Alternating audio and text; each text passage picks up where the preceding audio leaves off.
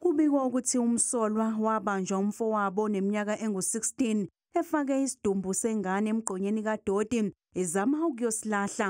Ubaba uthi kunzima ukwemukela isimo sokushona kwengane yakhe.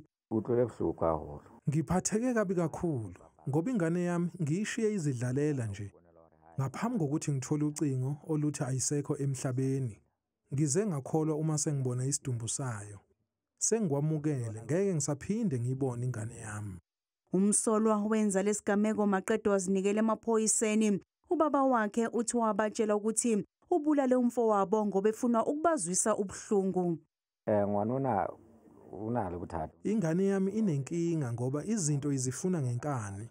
Uma ungenayo leyo nto, ikuphoqa ngenkani ukuthi uyinike ekufunayo. Izophihliza amawindi ngoba ubona nje amawindi efe wonke la ekhaya.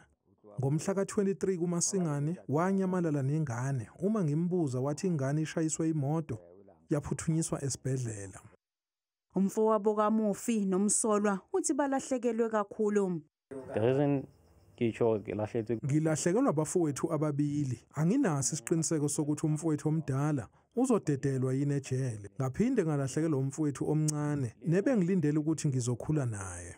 Umndeni uzohlinzekwa ngosizo lokwelulekwa ngokwengqondo. Umsolwa oneminyaka engu-18 ubudala uzovela okwesibili enkantolo eManchester Vereeniging ngoLwesine ebhekene necala lokubulala nokuphazamisa ukusebenza kwengalo yomthetho.